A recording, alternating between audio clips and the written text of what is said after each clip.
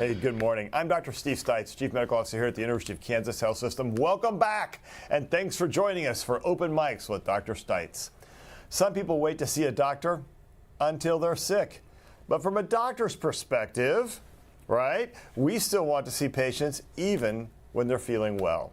A routine checkup, also called a wellness exam, is so important. It gives doctors lots of information. We get to see what folks look like when they're feeling well. I can't tell you how important it is to see people when they're feeling well so you understand what they're like when they're feeling ill.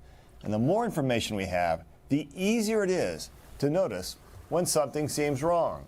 It may seem simple, but these visits are perhaps the most important interaction you can have with your healthcare provider. Today we're learning what these checkups are like and why you should not neglect your next wellness exam. And let's be clear, just because you're 40 years old and think you feel healthy, you need to see your primary care physician to establish that relationship so they know you on both sides of the wellness equation. First, though, we're going to do our morning rounds. Mammogram recommendations are changing. A draft version of new government guidelines says all women should get breast exams every other year, starting at the age of 40.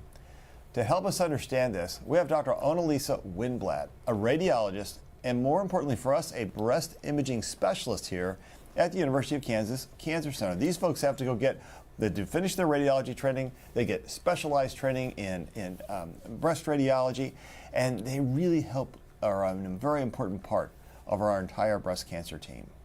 Okay, Annalisa, let's have a conversation.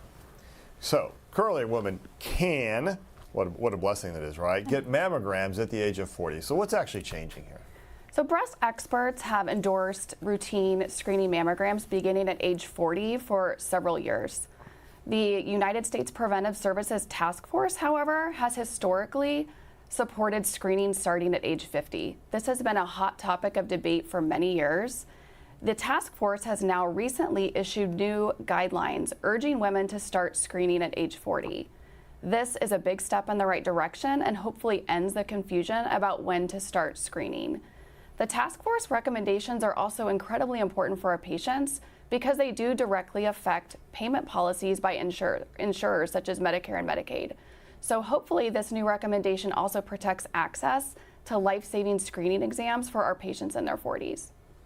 You know, that's a big deal. So there must be some science or data that justifies this. Moving the goalposts up by 10 years, that's a long way, but then also going to every other year. Talk to us about the data. So we have known for many years, including the task force, that screening starting at age 40 saves the most lives. And medical experts have actually been urging the task force to follow the science for many years. The task force now cites new and more inclusive evidence about breast cancer in younger women that has allowed them to expand their recommendations. So the task force has acknowledged that there's an increasing incidence of breast cancer in women in their 40s. And we also know that breast cancer in younger women tends to be more aggressive tumor biology. So when it's not found early, it has poor outcomes. So really, it's this whole thing, you know, when we think about screening exams, we know there's a cost to doing that. You have to have a win. You have to have an advantage from doing that, right? And so we're going to recommend that women get these mammograms now beginning at age of 40, but it sounds like it really saves lives and probably prevents later stage disease. Is that your sense? Absolutely, and I think it's important to note that we recommend women get screened every year, not every other year. Breast cancer is incredibly common. 1 in 8 women will develop breast cancer in their lifetime. When women are screened every other year, they present with larger tumors, later stage disease, and worse outcomes. Unfortunately, the task force did not endorse the recommendation for screening every year, but medical experts continue to advocate for screening every year, as we know this is incredibly important, especially in our younger patients. So going from every year down to every year sounds like a really important move. How will we get there, do you think? What will it take? Well, I think the first and most important, is that the task force now aligns with medical societies that recommend starting at age 40. Our next step is to urge the task force to continue to recommend screening age 40, but every year. And hopefully this will protect then access for women to breast cancer screening services, notably right now screening mammogram services, so that they're free for patients. We know that when patients have to pay out of pocket for a screening exam, it's less likely to be scheduled and performed. You know, I want to thank you very much. We have an amazing breast cancer team, and I know Dr. Annalisa Winblad has been on this program before. Dr. Winblad, thank you. Dr. Jimmy Wagner and Dr. Ann O'Day, I mean, amongst many other folks. This is an amazing team, and I think their wisdom should be well received. So thank you for being on the program today. Thank you for having me. I enjoyed being here. We'll see you again soon, I'm sure. All right. When you mark your calendar, you usually hold birthdays, holidays, and anniversaries sacred. Now, I don't want to say doctor's visits are sacred, but they should be really important to you. Because why? And you just heard a little bit of a message from Dr. Winblad about that. We're here to try and help you. We're here to try and save your life or to at least maintain your overall health. That's our job. And joining us here in the studio today, we have to have Dr. Jennifer McRae. She is an internal medicine physician here at the health system. I got here a little early. She made me feel old. She goes, hey, when I was just like a medical student, I remember you doing that. I'm like, oh my God, I've been around a little too long. But we're also pleased to have two of her patients, Jack and Becky Seltzer. I want to say thank you both for joining us today. It's been a pleasure to meet you today. We learned that we are like neighbors on the South Plaza area of the city, so that's pretty darn cool. Dr. McRae, how long have you been the Seltzer's physician? So I've been their doctor since like the summer of 2019. They had been following in our clinic previously and then transitioned their care to me when their provider moved to a different position. So, you know, I talked a little bit at the beginning of the program about how important it is to see patients when they're well so you have something to compare to, right? When they're sick and they don't feel well. How much easier is it for you to work with patients once you have that relationship established and you see them on both sides of that illness fence? It's very important to have a doctor that you know well, and then as a doctor to know your patients well, because then I can sense when something doesn't seem right, when someone's weight loss is not a healthy weight loss, when there might be something else going on. I think also by knowing my patients personally, knowing them for a long time, I know what's important to them. I know that the Seltzers really enjoy being physically active and they like to ride bicycles all over the country, and so that's something that then I know as their provider is something that I want to help them maintain and protect. Oh, that's cool. So you guys are bicyclists. And my son and I are going to the Katy Trail this weekend down the Roachport. That's going to be so much fun. Good for you. Love the Katy Good for Trail. you. Love the Katy Trail. Okay, we're coming back to you now. All right, here we go. So you know, I'm always intrigued. People go to these minute clinics and urgent care, and they think that's really good medical care and good continuity care, and it's just not. You know, the struggle is that I know my patients in the cystic fibrosis clinic. I've been following some of them for 25 years or 30 years, and I've known them through so much of their life story. That life story is part of your wellness or your illness. Yeah. And I think the other part of it is because I see them at points when they feel better and points when they feel worse, I understand the gravity of when people feel worse. I think it's really hard to always go to urgent care and think you're going to get complete medical care. Yes, and I think, you know, when someone shows up and I don't have their complete history, I'm left sometimes wondering if a medication that we end up needing to prescribe for like a urinary tract infection could have a complication. Like if someone has an aneurysm, you wouldn't want to use a fluoroquinolone, which is a type of antibiotic. And so if their records are incomplete, you really have to do a lot of digging to make sure that the care that you recommend is safe. I think also then knowing your patients well, I get a sense of how they're going to do, you know, with lab work and with treatment, and maybe if they're a type of person who doesn't like to take medications, what sort of other options do we have for someone as far as like referrals and things like that.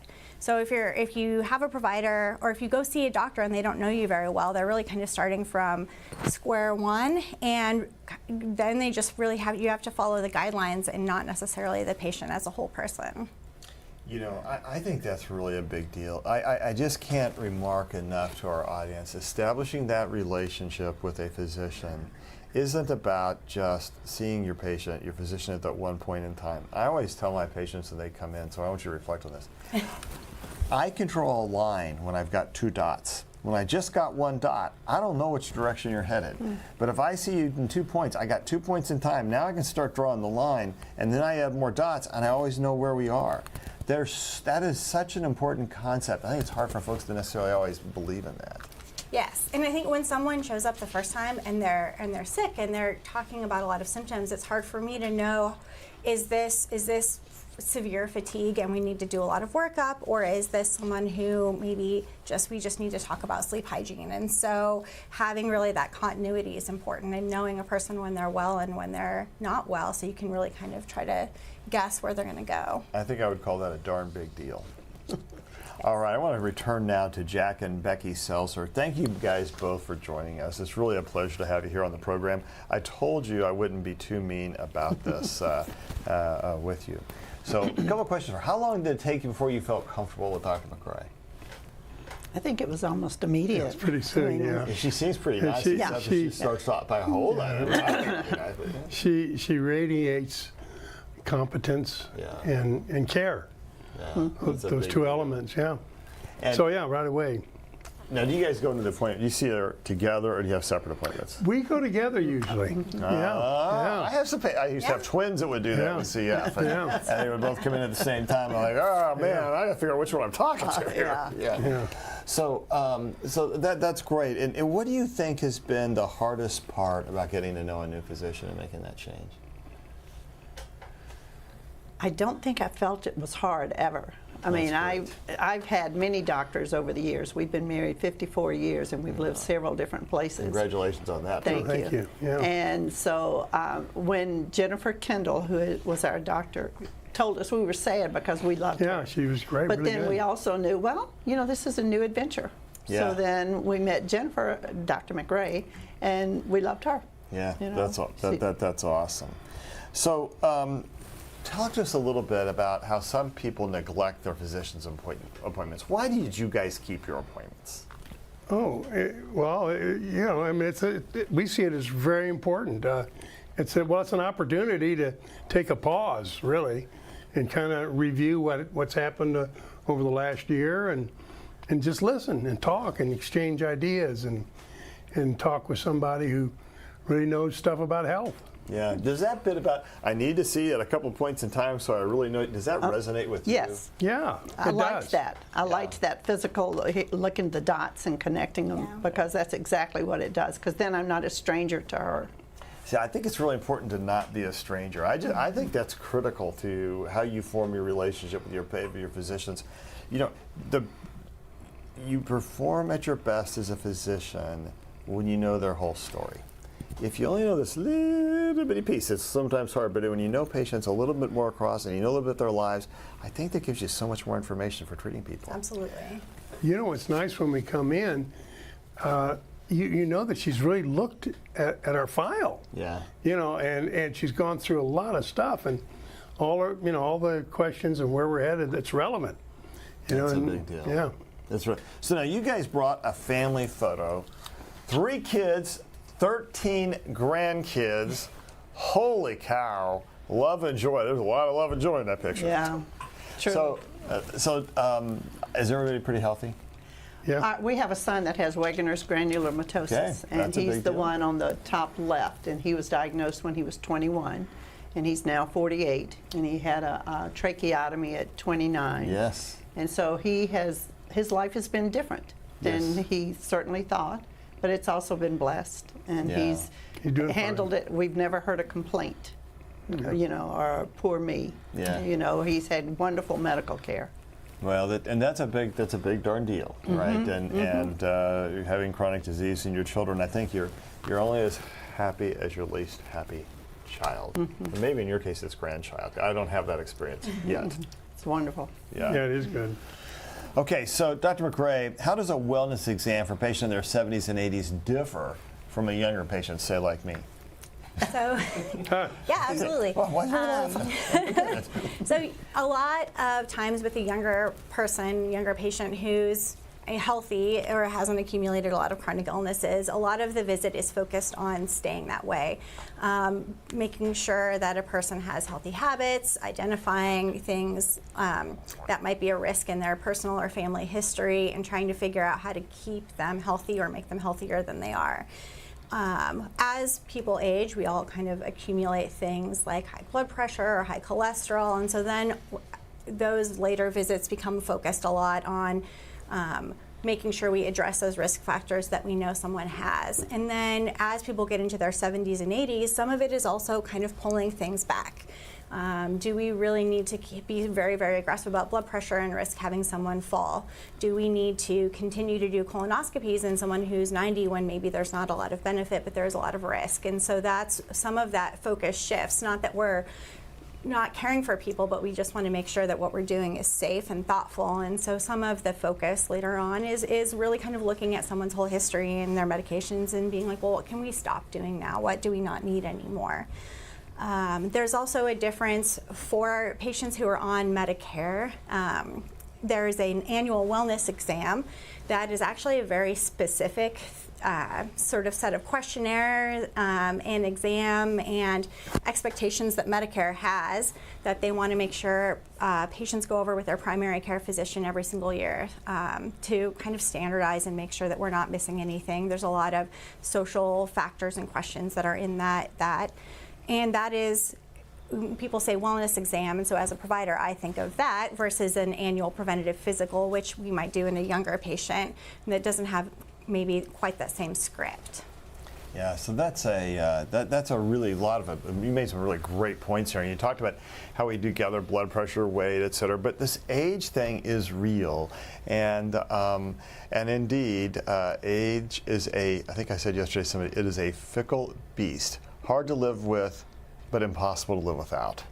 And so you want to live with it, and you're going to have to make sure you make some adaptations. So what other kind of things do you tell people to do from a lifestyle perspective as we get into our 60s? That's where I am, I admit it. 70s and 80s. I know I only look 40, but that's what You do. So it's harder to become more active as you get older, and it's very easy to become less active. So even just maintaining a level of activity where you walk every day or even 3 times a week is really important to maintaining health later in life. And you know, a lot of us, we deal with things like arthritis, and maybe it's hard to kind of get up and get going, but those problems only become worse the more sedentary that you are. And so that is very, very important, and something that I often counsel patients on is making sure that they stay active, and it doesn't have to be, you know, running an Ironman. It's just even walking for exercise. It's important for mental health and cardiovascular health, and maintaining that, you know, from your 20s into your 40s and your 60s and your 80s really can help keep you a lot healthier.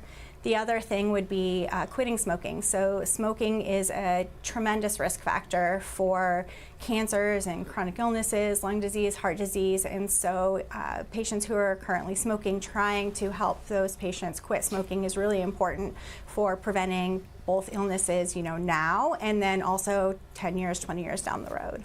Yeah, I think that's really important. So you guys said you cycle all over. How did you get into cycling, and is that a great exercise for you? Well, I commuted to work by bicycle for 50 years. Oh my gosh, So- where did you live when you did that? Well, we lived on Gregory, Yeah. and that all the way downtown, and then we were 123rd and State Line. So I have 50,000 commuting miles. So Holy smoke. I call my bicycle Double Martini as a stress reliever. So it's good. And Becky's been with me all the way.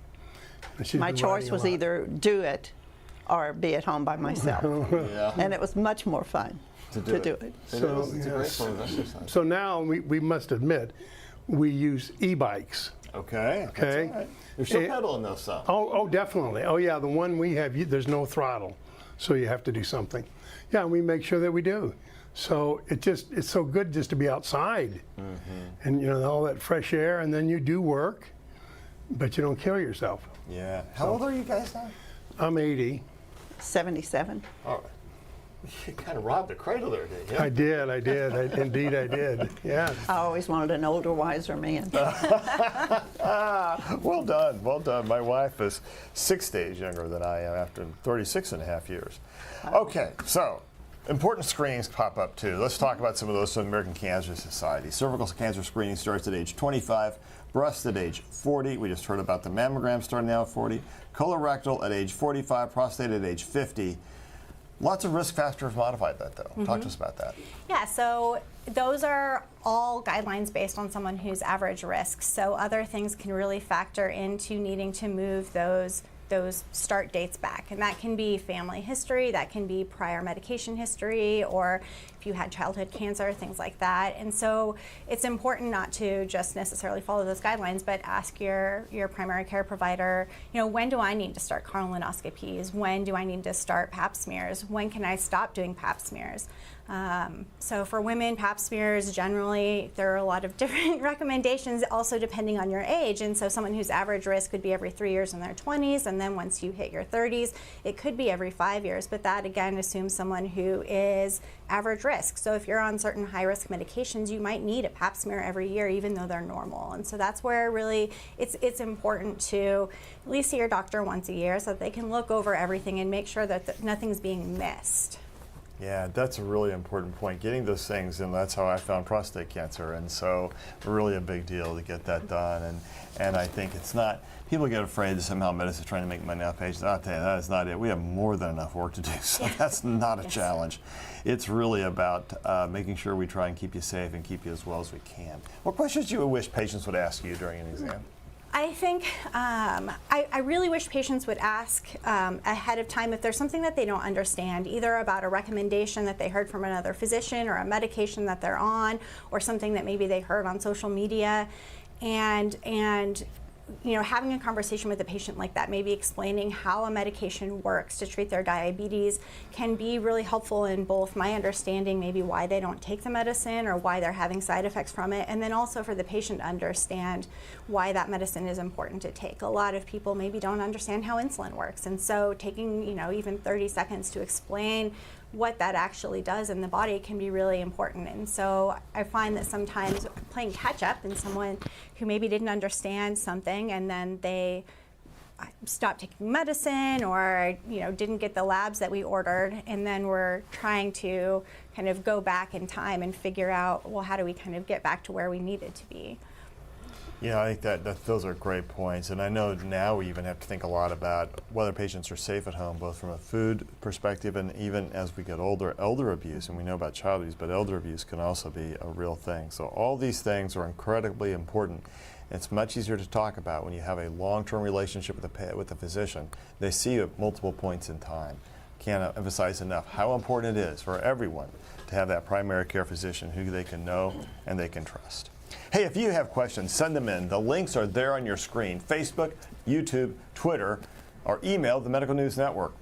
Let's check in with our COVID count. Doc Hawk is off today. We're happy to have Dr. Matt Shoemaker, you've met him before, in his place, because Dr. Shoemaker sports the best bow ties.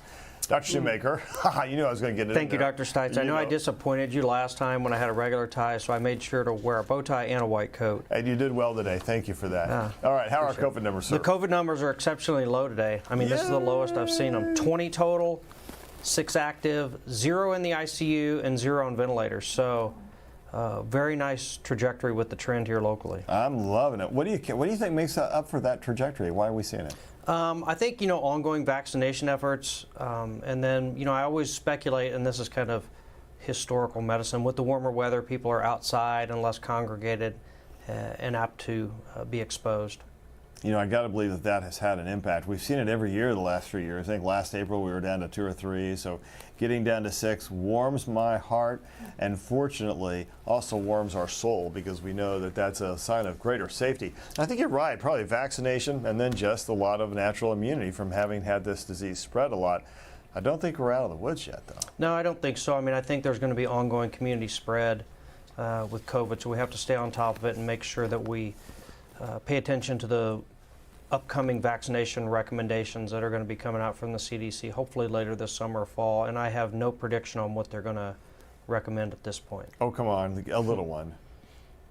I mean, I think they'll recommend boosters. I think I bet they do, I too. think the booster will become an annual thing. There is some speculation that they may try to co-formulate it with an influenza vaccination. I'm all about it. It'd be so much easier. I had 2 right here on the program last year, and I'm going to be sporting my tank top again to show you all what it's like. One more time, tidy whitey. Be back with you. I think there's actually pictures that no one would ever want to see already. So this is a really important question as well. Now, we're going to switch gears to talk a little bit about monkeypox. The CDC set a health alert on Monday saying there's a potential risk for new cases. They identified a cluster of 12 cases in Chicago. And there's extra concern because 9 of those 12 were vaccinated against Mpox. Talk to us about what the CDC is saying there. So for one thing, I would make sure people know that it never went away. It's just the rate of spread of the virus has slowed down. We seem to have peaked in the end of the summer of 2022. So we're still seeing sporadic cases, but not more. So although the cluster is concerning, it's something we'll keep an eye on. One of the things that came out of the cluster, though, was that 9 of the 12 had been vaccinated. So I think it's a good time to repeat that, vaccines aren't like a light switch, right? It's not like on or off. Vaccines are like a dimmer switch. They help protect you from disease. They may not prevent it, but they may make it less severe. So in that cluster of 12, none of those patients were admitted to the hospital. Yeah, that's a big deal. So even if you do, it's kind of like COVID. You may still get sick, but you don't get nearly as sick. We know you're probably not going to land in the ICU, and your chance of dying goes way down with vaccination. So always important, I think, to stay on top of vaccinations. And I get sometimes concerned a little bit about it when folks are saying we shouldn't have mandatory vaccination for children. I'm like, so we can have mandatory polio instead. Thoughts? No, I mean, I totally agree. There was recently a cluster of polio in a vaccine-resistant community in New York State. City. So I think, mandatory vaccinations are appropriate in certain situations, although I think all vaccines are appropriate in situations. There are sometimes when the greater good outweighs one's personal beliefs. Yeah, it's a big question, and I know here in healthcare we see a lot of the results of the patients who choose not to be vaccinated for main-kind of disease. All right, let's switch gears now. We're going to go to Alexis Del Cid, who's in today for Jessica. Alexis, good morning. How are you? Hey, Dr. Stites, how you doing today? We have quite a few questions. Great. So I want to get to them. Taylor wants to know, how long in advance do I need to schedule a wellness exam? All right. How long? I generally recommend scheduling it if your provider's schedule is open a year out and you are at your visit. Go ahead and schedule it. Pick a time when you figure you're going to be busy, and then you can plan your work schedule around that. I would say generally at a minimum, if you can try for 90 days out, those visits for annual wellness, both the Medicare annual wellness and just a preventative physical, are longer. And that gives us time to really be thorough and also cover any new symptoms that you may be having, talk about new guidelines, go over your whole medical record. And so those aren't just in a short slot, and that they're a little bit harder to find, those longer visits, because we're also seeing a lot of blood pressure follow-up and urgent care visits and things like that. So it's really hard to just call like the week before and get in sometimes with the provider who knows you well. So I would recommend trying at least 3 months out. But if you're 6 months out, a year out, and the schedule is open, just book it, and then you can always move it around. All right. have So, a great- Alexis, sorry, I was going to ask a question, but I forgot. It's your turn. Oh no! Think about it. You go. Hope I didn't make you forget your question. I've got a really good one that was texted to me. It's about mental health. And I have heard of this happening before, so I want to make sure I get to this. Someone wrote in and said, I talked to my GP about my bouts with depression. I'm on a great antidepressant now, been great for a long time, but when I applied for life insurance, it was denied because they pulled my medical records and they didn't like that I was on an antidepressant. So can people keep that private? Is there a way, I think they want me to ask, is there a way you can talk to your doctor about your mental health but not have it written down anywhere? Because that sounds horrible that someone's life insurance was denied because of it. That is something that we hear really commonly. I think what's hard about life insurance is that I think maybe unfairly they characterize depression as a very high risk condition, maybe even higher risk than something like high blood pressure or heart disease. And depression and mental health illnesses are very common, and so those sort of restrictions or fears, I think really prevent a lot of people from talking to their providers about it. Things that are important is making sure that you have the right diagnosis as a provider down in the chart. So if someone is feeling depressed, but it's because they had major life events or they're grieving or something like that, it's not major depressive disorder. It can be something called adjustment disorder or grief. And so making sure that's documented correctly can really help prevent these complications for patients later when they are applying for life insurance. I think also then the only way sometimes things aren't going to show up where an insurance company might see them is if you pay out of pocket, which is difficult and scary and can be expensive, especially for medications. I try not to think too much about, I want to make sure I give my patients the best care and that they get the right diagnoses and the right medications. And so I don't want to leave things out of their medical record because I want other providers to see them. But it is important to be thoughtful about making sure that you, especially with this particular and kind of unique issue, that you've got the right diagnosis and that everything's documented correctly.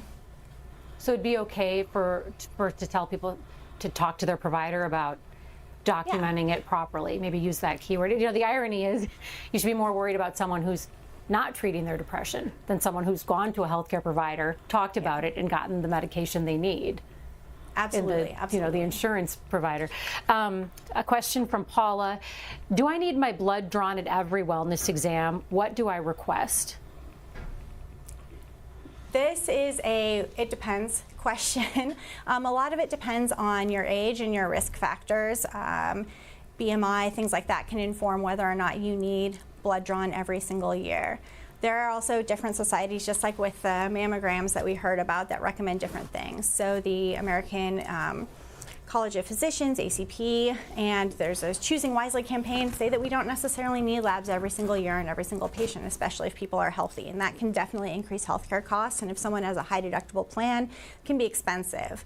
However, a lot of insurance plans will cover annual labs as preventative labs that are entirely covered. You just want to check on your benefits. But technically, no, unless you have risk factors, and those things need to be checked on. But that can also be if you're on certain medications. If you take a lot of ibuprofen, I'm going to want to check your kidney function. If your BMI is 29, I might want to just check, screen for diabetes, check your cholesterol, things like that.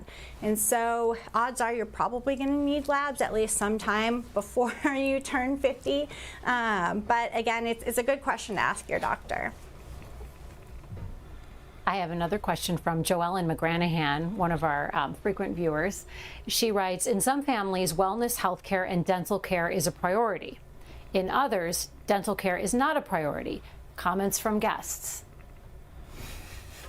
Go ahead. You Yeah, start. I think that is just another kind of strange thing about medicine is that we somehow treat the mouth and the teeth as though they're completely separate from the rest of the body, and the insurance is different and the training is different, and I think that's what makes dental care really hard because it can be very expensive to maintain good dental health. But then you run into problems with not being able to eat a healthy diet if you're having issues with your teeth, or pain, which can cause problems like high blood pressure or needing to take medications you wouldn't necessarily otherwise need. And so I think, again, just like preventative health care and talking about why it's important to stay active into your later years, maintaining good dental health early will prevent a lot of those complications later that then become more expensive and more difficult to address. You know what, let's stay on this for just a moment. So Yeah. because Dr. Shoemaker, you know what happens when patients come in and their dentition is not as great as far as risks of infection. Mm-hmm. Yeah, I mean, we know that, poor dentition leads to worse outcomes along a number of things, but from what I see in my practice as an infectious disease doctor is we can see anything from just a routine dental abscess to severe head and neck infections with infection spreading all the way down into your chest that can be life-threatening. So it's interesting, Dr. McCrary responded to this. I, too, in my practice, outside of the hospital and the clinic, I see HIV patients longitudinally, and this is a common question I'm asking them is, when is the last time you saw the dentist, and how can we get you back there? Yeah, so do you guys get regular dental checkups? Fortunately, we do, yeah. And who's got the best teeth? She has more. Yeah. but mine are better. Oh, so you say.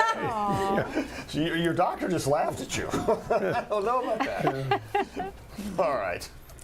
We're back with you, Alexis. Those are some great questions. I have one more. And this Okay. again, well, this comes from Terry. So Terry wants to clarify, this is another mental health. So can I discuss mental health at a wellness exam? Oh, heck yes. Yes, absolutely. And And, the- I think yeah. that's one of those things that we really do want to talk about because it can impact so many other things moving forward in your health from that visit. That's also why if you notice when you go to the doctor for kind of any visit, but especially for your annual visit, that there are a lot of questions that you're going to be asked, a lot of screening questionnaires before the doctor even gets into the room. And some of those are access to food, social determinants of health, and then there are like mental health screening tests that we want to try to do on everyone at least once a year, but oftentimes more frequently, because we want patients to let us know if they're struggling with mood disorders or sleep or anxiety or things like that, so we can help connect them with the right resources and support groups and try to get referrals in early because it's really hard to establish with a psychiatrist or a psychologist.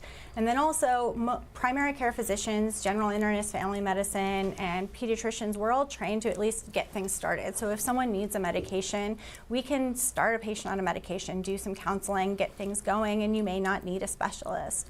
And that's another reason why we want to hear about your mood and we want to make sure that we can be helpful with that. I think also sometimes low mood or symptoms of depression can be a sign of something else that's going on. And so we want to hear about all of your symptoms that you're worried about because it might actually be something else. You know, I think it's a really important point too, because when your heart hurts or something, you have a heart disease, yeah, maybe you'll have some chest pain or you'll have palpitations, your heart goes too fast, too slow, whatever. You can't breathe when your lungs are not right, and so there are real symptoms of it. When your mood is different, that can be a sign that there's a problem inside your brain. Your brain's an organ, right? And we want to think of his mental health as being something very willful. But the reality is our brain is an organ. We have to think of it as an organ. It is absolutely part of well-being. It is absolutely part of wellness checks. And it absolutely needs to be followed over time. And again, another argument for seeing your patient, your physician, at more than one point in time.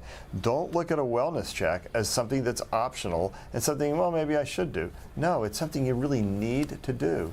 Because when we see you at one point and then your brain hurts at a later point, we'll know of the difference. We'll understand that. I can't emphasize enough how important it is to know your patients when they're well so you can really help them when they're not well. Hey, this has been a great program. I'm really glad to meet our guest today. I hope I see you on the streets. I think I may have seen you biking to work. Did you ever bike along Ward Parkway? Rarely. I stay on busy streets. Okay, what did you do when you lived out at the 100 and whatever and tried to bike to work? I had a lot of side streets. A lot of side streets. Yeah, Okay. that was impressive. That's how you stay alive. Yeah, that's probably, I believe that. Yes. Well, I'll look for you over in the south side here. And, Please. And we'll see it. That's awesome. So thank you guys for being on the program today. I want to get some final thoughts from everybody. And I'm going to start, Dr. McRae, with you. I think that a lot of people worry sometimes about going to the doctor because you worry about feeling sick or needing to be on medications. But most providers, especially primary care providers, we are there to try to help you feel the best that you can be and live the best life and have the relationships and activities and things like that that are important to you. So please don't be afraid to come and see us. We want to see you and we want to help you. Yeah, such an important deal. Okay, Jack. It's been great being here. Great to talk about the wellness checkups. I think they're essential. I also like the MyChart situation because, and I'll find on there the results of my checkup. So I mean, and MyChart's getting better and better every year. Yeah, it's pretty awesome. Becky. Well, I also like televisits. I like it when I can do my wellness checkup through home. I mean, I think once a year I should come in, but it is nice to just be able to do it on the computer. It is. Absolutely. It And is. we appreciate Dr. McRae and all she's done. Well, that's Thank so you. great they like you. All right, well Very done. much, All very right. much. Doc Shoemaker. Doc Shoe. That's I got Doc Hawk. Now you're Doc Shoe. I like Okay, it. we'll take it. All right. Although I had a patient call me Although- yesterday, the bow tie, the big guy with the bow tie. Big guy's interesting. Can I say your bow tie's a little off kilter, and I think you got more pens than known to man in that left pocket of yours. I mean, you know, ID notes are really long, so we have to have a lot of I mean, pens. right, got it. Mpox is disproportionately affecting the LGBTQ plus community, but it is not a gay disease. You know, you've heard me drone on and on about this when I talk about HIV. Viruses don't care. Viruses are looking for a host. So if you think you're at risk, contact your health provider. We have vaccinations here at KU, and we can help to keep you safe and keep you educated and up to date. You know, I know I've tried to stay well over the years by seeing Dr. McCoy on Star Trek, but the reality is that's a pretty amazing television, I kind of just say. But the reality is seeing your own physician makes all the difference, and having that relationship, having those points in time where you can relate to your physician and they really know what's going on with you, it makes all the difference. We talked before about faith, hope, and science. Sometimes just knowing your provider is the most important thing. Hey, thanks again to all of our guests and to our audience when we say faith, hope, and science here on Open Mics. Coming up tomorrow on the Morning Medical Update, a new type of drug can find cancer and link it to your immune cells. I'm Jessica Lovell. On the next Morning Medical Update, we meet the first patient in the U.S. to get the fully approved treatment and why doctors jumped at the chance to use it. Thursday at 8 a.m. I'm Alexis Del Cid on the next All Things Heart. We only get one body, so might as well treat it well. It's a prescription you can't fill at a pharmacy. Exercise as medicine. The doctors who practice what they prescribe. Thursday morning at 10 a.m. Subscribe to our Morning Medical Update and Open Mics with Dr. Stites podcasts. Now everywhere podcasts are available.